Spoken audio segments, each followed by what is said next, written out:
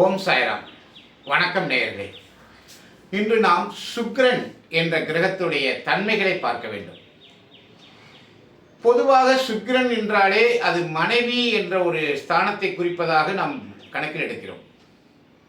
அந்த சுக்கிரன் எந்த ராசியில் இருந்தால் அவர் எவ்வாறு பலன் தருவார்கள் என்பதை சாராவளி எனும் நூலில் சொல்லப்பட்டுள்ளது. சாராவளி எனும் நூல் கிட்டத்தட்ட 1300 வருடங்களுக்கு முன்பு எழுதப்பட்ட ஒரு நூல், பழமையான நூல்.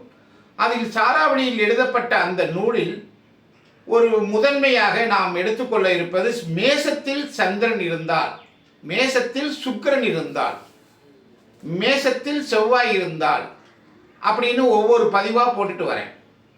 அதில் இன்னைக்கு நம்ம மேசத்தில் சுக்கிரன் இருந்தால் என்ன பலன் வரும், அவ்வாறு மேசத்தில் சுக்கிரன் இருக்கும்பொழுது அதில் கூறப்பட்ட பலன்கள் எவ்வாறு சொல்லப்பட்டது, அதை எவ்வாறு இதை கணித்து சொல்கின்றார்கள் என்பதை தான் இன்னைக்கு பார்க்க போகிறோம். சாராவளி எனும் நூலில் சொல்லப்பட்ட அந்த மேசத்தில் சுக்கிரன் என்ற வார்த்தைக்கு என்னென்ன பலன்கள் சொல்லப்பட்டிருக்கு அப்படின்னு ஒரு சுருக்கமாக பார்ப்போம். மேச சுக்கிரன், ஏன்னா இன்னைக்கு உலகத்தில் சுக்கிரனை ரொம்ப மெயினாக பார்க்குறாங்க. சுக்கிரன் தான் இன்பத்துக்குரியவன், மனைவிக்குரியவன், வீடு வாகனங்களுக்குரியவன், அழகுக்குரியவன், சுகத்துக்குரியவன், இந்த உலக சுகத்தை அனுபவிக்க சொல்பவன் சுக்கிரன். எனவே சுக்கிரனை பற்றி தான் இன்னைக்கு அதிகமாக ஆய்வுகள் தேவைப்படுது. சார், எனக்கு 7ஆம் இடத்தில் சுக்கிரன் இருக்கா, 4ஆம் இடத்தில் சுக்கிரன் இருக்கா, இதனால் என்ன பலன், ஒரு சுக்கிரன் எனக்கு உச்சமாக இருக்கா, எனக்கு சுக்கிரன் நீசமாக இருக்கா, நீசத்தினால் இந்த பலனா அப்படின்னு கேள்வியெல்லாம் நமக்கு நிறைய வரும். எனவே இந்த சுக்கிரன் எவ்வாறு செயல்படுகிறான் என்பதை ஒரு உதாரணமாக இந்த மேச சுக்கிரனை எடுத்து பார்ப்போம். மேச சுக்கிரன் இரவில் கண் ஒளி இன்மை, ராத்திரி கண்ணு தெரியாம போறது அப்படின்னு உடனே நீங்க மேசத்துல சுக்கிரன் இருப்பவர்களுக்கெல்லாம் இப்படிதான் அப்படின்னு தயவு செய்து கணக்கு போட்டுறாதீங்க. ஏன்னு கேட்டா, இது ஏன் சொல்லப்பட்டது, எவ்வாறு சொல்லப்பட்டிருக்கும் அப்படிங்கிறது நமக்கு ஒரு ஆய்வு வேணும். அதை பத்தி தான் இந்த தொடரே, இந்த பதிவே அதுதான். நீங்க கடைசி வரைக்கும் பார்த்தீங்கன்னா இந்த மேசத்தில் இருக்கக்கூடிய சுக்கிரனுடைய பலன்கள் எவ்வாறெல்லாம் சொல்லப்படுகிறது என்பதை கொஞ்சம் புரிஞ்சுப்பீங்க. அதுக்கப்புறம் நீங்கள் அடுத்து உங்களுடைய ஆய்வுகளை கொண்டு போனீங்கன்னா புரியும். ஏனென்றால் ஒரு ராசியில் ஒரு கிரகம் இருந்தால் அது எவ்வாறு செயல்படுது என்பதை ஜோதிட நூல் எவ்வளவு அழகாக சொல்லப்படுகிறது என்பதை பார்ப்போம். இரவில் கண் ஒளியின்மை, வளவளவென்று பேச்சு, பகை குணம், பிற பெண்களை கவருதல், தாசிகளிடம் பெண்களிடம் விருப்பம், மலை வனங்களில் அடைபவர், பெண்களினால் சிறை தண்டனை அடைதல், கருமி பெரும் களவுகளை செய்தல், திருடுவார் அப்படிங்கிறார், படை, சங்கம், சமுதாயம், நகரம் இவற்றில் முக்கியமானவர், ஒரு நகரத் தலைவராக கூட இருக்க வாய்ப்புண்டு. இது போன்ற பலன்களை இங்க சொல்லியிருக்காங்க.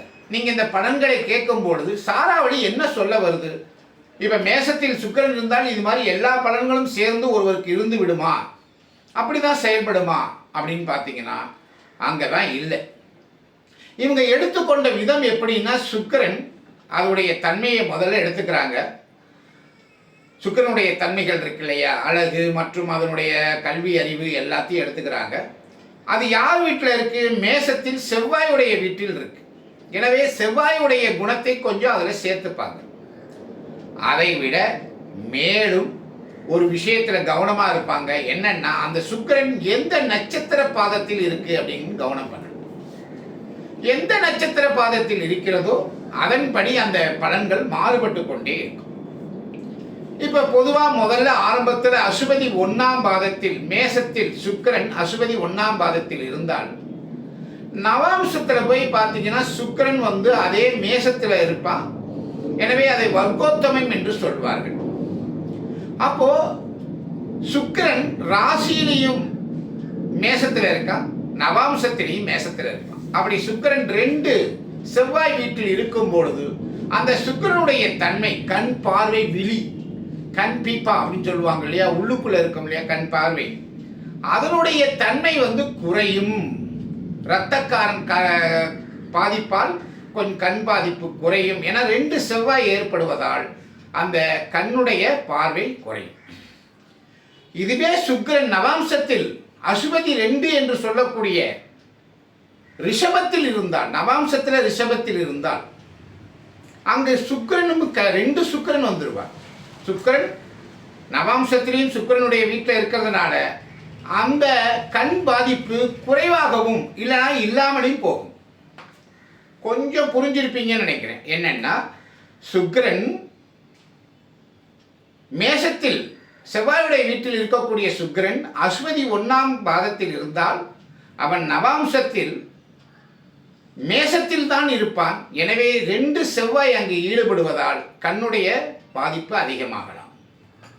அதுவே சுக்கிரன் அஸ்வதி 2ஆம் பாதத்தில் இருந்தால் அவன் கண்ணுடைய பாதிப்பை குறைப்பான். ஏனென்றால் 2 சுக்கிரன் நவாம்சத்திலேயே அவன் சுக்கிரனுடைய வீட்டில் இருப்பதால் பாதிப்பை குறைப்பான். இவ்வாறு இங்கு சொல்லப்பட்ட பலன்கள் ஒவ்வொன்றும் ஒவ்வொரு நட்சத்திர பாதத்தின் அடிப்படையில் மாறிக்கொண்டே போகும். அடுத்தது ஒன்று பார்ப்போம். வளவளவென்று பேச்சு. அதை நான் வளவளன்னு பேசுறது. மேஷத்தில் இருக்கக்கூடிய சுக்கிரன் வளவளவென்று பேசுவானா? ஏன்னா மேச ராசியில் வளவளப்பு இருக்காது, அது வேகமாக தான் போவாங்க. ஆனால் சுக்கிரன் என்பவன் பெண்ணை குறிக்கக்கூடியவன். பெண்கள் எப்போதும் அதிகமாக பேசுவார்கள் என்ற ஒரு பேச்சு இருக்கு. அந்த மேசத்தில் இருக்கக்கூடிய சுக்கிரன் அசுவதி 2ஆம் பாதத்தில் இருந்தால் அவன் நவாம்சத்தில் ரிஷபத்தில் இருப்பான். அப்பொழுது ரிஷபத்தில் சுக்கிரனுடைய வீட்டில் இருக்கக்கூடிய இந்த மேச சுக்கிரன் தன்னுடைய பேச்சில் அதிகமாக பெண்மைத்தன்மை வாய்ந்ததாக தனக்கு அதிகமாக பேசக்கூடிய தன்மையை அதிகமாக கொண்டு வருவான். இதை ஏன் சார் நீங்கள் ஒரு போர்டில் போட்டு விளக்கம் பண்ணக்கூடாதுன்னு நிறைய பேர் நினைப்பாங்க. இப்போ நான் சொன்ன விதங்கள், நான் பேசக்கூடியதுகளை ஜோதிடம் அடிப்படையாக புரிந்தவர்களும் அடிப்படையாக தெரிந்தவர்களும் நான் பேசுறதை புரிஞ்சு கேட்டுட்டு இருப்பாங்க. ஒரு சில பேர் ஜோதிடமே தெரியாது, நம்ம யூடியூப்பை பார்த்துக்கிட்டு பலன்களை கேட்டுவிட்டு அதை அப்படியே ஒப்பிக்க ஆரம்பிக்கிறாங்க. இது பெரிய தவறு. அப்படி இருக்கவே கூடாது. அடிப்படை ஜோதிடம் தெரிந்து கொண்டுதான் ஜோதிடத்தை பற்றி தெரிந்து கொள்ள வேண்டும். அடிப்படை ஜோதிடம் தெரியாமலேயே நம்ம பேசக்கூடாது. நவாம்சத்தை பற்றி இப்போ யாரும் பார்க்கறது கூட கிடையாது. நவாம்சத்தில் இருக்கக்கூடிய கிரகங்களின் அடிப்படையில் அந்த குணங்கள் இருக்குங்கிறது கூட யாரும் செய்கிறது கிடையாது. எனவே நவாம்சத்தை சாதாரணமாக எடுத்துக்கொள்ள முடியாது. அதனுடைய குணங்களை மாற்றக்கூடியது, ஒவ்வொரு கிரகத்துடைய குணங்களை மாற்றக்கூடியது நவாம்சத்தில் உள்ள தன்மை. அதே போல திரிம்சாம்சமும் இருக்கிறது, சோடாம்சம் இருக்கிறது, சஷ்டியாம்சம் இருக்கிறது, திரேகானம் இருக்கிறது. சரி, இப்போ அடுத்தது ஒரு உதாரணத்தை எடுப்போம். பகை குணம். நான் சொன்னதில் பகை குணம் ஒன்று இருக்கு. பகை குணம் மேசத்தில் செவ்வாய் இருந்தால் இருக்கும். மேச செவ்வாய் வேலை செய்வான். அதில் சுக்கிரன் இருக்கும் பொழுது எங்கே பகைத்து கொள்வான்? இந்த பெண்கள் பக்கத்து வீட்டில் சண்டை போடுவாங்க இல்லையா? சின்ன சின்ன விஷயத்துக்கெல்லாம் சண்டை போடுவாங்க. இதெல்லாம் பெண்கள் குணமாக சொல்லவில்லை, பெண்களுக்கு தான் இது இருக்குன்னு சொல்லவில்லை. பெண்களை போன்ற அப்படின்னா மென்மையானவர்கள் என்று அர்த்தம். மென்மையாக மிக எளிதாக பாதிக்கப்படக்கூடியவர்கள். இப்போ ஒரு இராணுவ வீரன் இருக்கானா, சண்டையெல்லாம் உடனே போட மாட்டான். பொறுத்து போய் கடைசியில் தான் அவன் சண்டையை வெடிக்கும். ஆனால் பெண்கள் குணம் என்பது என்னன்னா ரொம்ப எளிதாக பாதிக்கப்படுவாங்க. ஒரு சின்ன சின்ன பஸ்ஸில் கூட சண்டை வந்துடும். எனவே இந்த மேச சுக்கிரன் பகை குணம் என்பது அவருடைய தன்மையை பொறுத்து. ஒரு குறிப்பாக சொல்ல போனீங்கன்னா, அவர் நவாம்சத்தில் பரணி 1ஆம் பாதத்தில் இருந்தால் நவாம்சத்தில் சூரியனுடைய வீட்டில் இருப்பார் இல்லையா சுக்கிரன். அப்போது சுக்கிரன் செவ்வாய், மேசத்தில் இருக்கக்கூடிய செவ்வாய், நவாம்சத்தில் சிம்மத்தில் இருக்கக்கூடிய சூரியன், அடிப்படையில் சுக்கிரன், இந்த 3 குணங்களும் சேர்ந்து பகைத்து கொள்ளக்கூடிய தன்மையை ஏற்படுத்தலாம். அதே போல மலை வனங்களில் அலைபவர். மேசம் பொதுவாகவே அது அலையும் தன்மை உடையதுதான். ஆனால் சிம்மம் அதைவிட அதிகமாக அலையும் தன்மை கொண்டது. அப்போ பரணி 1ஆம் பாதத்தில் பிறந்த சுக்கிரன், மேசராசியில் பரணி 1ஆம் பாதத்தில் பிறந்த சுக்கிரன் சிம்மத்தில் இருக்கும் பொழுது, நவாம்சத்தில் சிம்மத்தில் இருக்கும் பொழுது மலை வனங்களில் அலைபவராக இருப்பார்கள். இப்போ சொன்னது உங்களுக்கு ஓரளவுக்கு புரிஞ்சிருக்கும். மீண்டும் வேணால் இதை கேட்டு பாருங்க. நவாம்சத்தை கையில் வச்சுக்கிட்டு தான் பேசணும். பரணி 1ஆம் பாதம்ங்கிறது நவாம்சத்தில் சிம்மத்தில் போய் உட்காரும், சுக்கிரன் உட்காருவான். எனவே அங்கு இருக்கக்கூடிய குணத்தையும் பெற்றுக்கொண்டு அந்த சுக்கிரன் மலை வனங்களில் அலைபவர். பெண்களினால் சிறை தண்டனை அடைதல். அது என்ன பெண்களினால் சிறை தண்டனை அடைதல்? பரணி 4ஆம் பாதத்தில் மேசத்தில் இருக்கக்கூடிய சுக்கிரன் தான். ஆனால் அந்த சுக்கிரன் பரணி 4ஆம் பாதத்தில் பிறந்திருந்தால் அவர் நவாம்சத்தில் விருச்சிக வீட்டில் வந்திருப்பார். காலபுருஷ தத்துவப்படி 8ஆம் இடத்துல இருப்பார். விருச்சகத்தில் இருக்கக்கூடிய சுக்கிரன் தண்டனை பெறக்கூடியவனாக, அதாவது நவாம்சத்தில் விருச்சகத்தில் இருக்கக்கூடிய சுக்கிரன், அதாவது பரணி 4ஆம் பாதத்தில் பிறந்த சுக்கிரன் பெண்களிடம் பங்கிழுப்பவர்களாக, சிறை தண்டனை அனுபவிப்பவர்களாக இருப்பார்கள் என்று சொல்லப்படுது. எவ்வளவு வித்தியாசம் வருது பாருங்க. கடைசியா ஒன்று சொல்றாங்க, சங்கம் படை சமுதாயத்துக்கு தலைவராக இருப்பார். அது எப்படி சொல்லப்படுகிறது? கார்த்திகை 1 சுக்கிரன் பிறந்திருந்தால், மேசராசி கார்த்திகை 1 சுக்கிரன் பிறந்திருந்தால் நவாம்சத்தில் குருவுடைய வீட்டில் இருப்பார். தனுர் வீட்டில் போய் சுக்கிரன் இருப்பார். குரு ஒரு தலைவன். காலபுருஷப்படி தத்துவப்படி அது 9ஆம் இடத்தை சார்ந்தவன். அந்த இடத்தில் குரு இருக்கும் அந்த வீட்டில் குருவுடைய தன்மையில சுக்கிரன் இருக்கும் பொழுது, மேச ராசியில கார்த்திகை 1ஆம் பாதத்தில் சுக்கிரன் பிறந்திருந்தால் அவன் நவாம்சத்தில் தனுர் வீட்டில் இருக்கும் பொழுது அந்த குருவுடைய குணத்தை பெற்று அவன் சங்க தலைவராக, படை தலைவராக வருவதற்கு வாய்ப்புகள் உண்டு. இப்ப நல்லா புரிஞ்சிருக்கும். அஸ்வதி 1, அஸ்வதி 2, அஸ்வதி 3, அஸ்வதி 4, பரணி 1, 2, 3, 4 கார்த்திகை, இந்த 9 பாதங்களிலும் சுக்கிரன் அமையும் பொழுது மேசராசி தான். சுக்கிரன் இந்த 9 பாதங்களிலும் அமையும் போது நவாம்சத்தில் எங்கு அமர்ந்திருக்கிறார்களோ அதன்படி அவருடைய பலன்கள் மேன்மை அடையும். இதில் இன்னும் ஒரு கவனம் வேணும். நவாம்சத்தில் யார் வீட்டில் இருக்கின்றார்களோ அந்த கிரகம் ஜாதக ரீதியாக வலுவாக இருக்கணும்.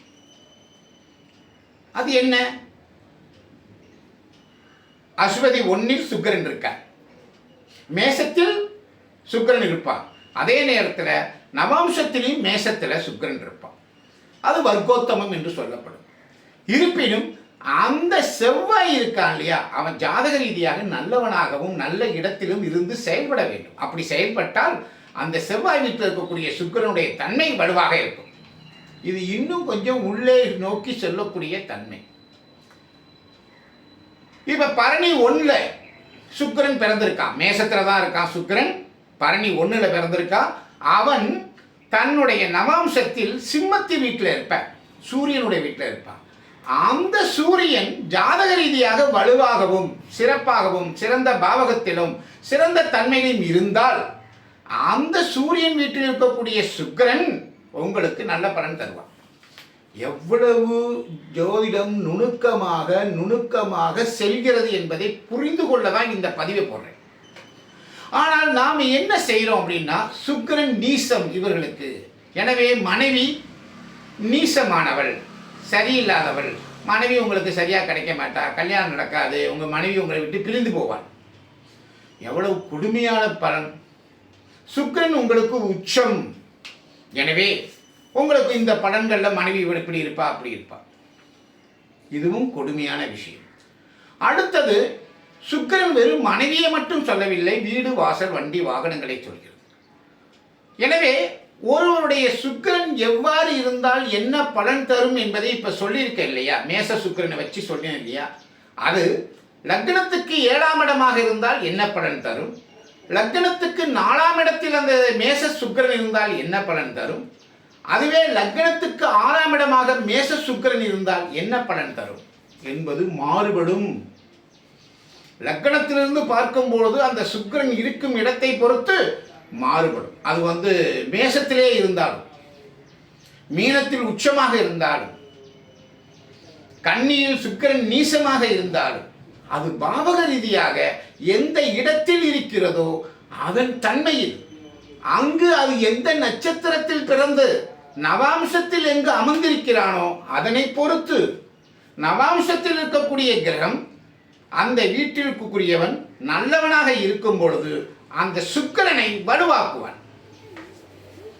எனவே இந்த அடிப்படை விதிகள் மட்டுமே நம்மை கொண்டு செல்லாது, அதற்கும் மேற்கொண்டு உள்ள விதிகளை புரிந்து கொண்டுதான் ஒரு சுக்கிரனுடைய தன்மையை புரிந்து கொள்ள வேண்டும். இவ்வளவு விஷயங்களை நான் எடுத்து சொல்றேன். இதுல சில பேர் கேள்வி கேட்பாங்க, எனக்கு கமெண்ட்ல போடுவாங்க, சார் சுக்கிரனும் ராகுவும் சேர்ந்தா என்ன பலன்? சுக்கிரனும் ராகுவும் சேர்ந்தால் அது பலன்களை பொதுவா சொல்லிட்டு போகலாம். இப்ப நான் சொல்ற மாதிரி பலன்களை பாருங்க. இப்ப மேசத்தில் சுக்கிரனும் ராகுவும் இருக்காங்க. சுக்கிரனை எப்படி நான் 9 பாதங்களில் பிரித்தேன்ங்கிறத நீங்க கவனம் பண்ணியிருப்பீங்க. அது மாதிரி முதல்ல எடுத்துப்போம் சுக்கிரனை, சுக்கிரனுடைய தன்மை என்னன்னு. அப்புறம் ராகுவும் அஸ்வதி 1ல் பிறப்பான், 2ல் பிறப்பான், 3ல் பிறப்பான், 4ல் பிறப்பான். பரணி 1, 2, 3, 4, கார்த்திகை 1. மேசத்தில் இருக்கக்கூடிய ராகாக இருந்தாலும் அவன் அந்த 9 பாதங்களில் பிறக்கும் பொழுது அவனுடைய தன்மை எவ்வாறு மாறுபடும் என்பதையும் புரிந்து கொள்ள வேண்டும். இப்பொழுது சுக்கிரனுடைய தன்மையும் ராகுவுடைய தன்மையும் இணைத்து பார்க்க வேண்டும். அவர்கள் அமர்ந்த விதம், அவர்கள் நவாம்சத்தில் அமர்ந்த விதம், அந்த கிரகத்துடைய தன்மை, இவையெல்லாம் புரிந்து கொண்டு இந்த சுக்கிரனும் ராகுவும் பலனை சொல்ல வேண்டும்.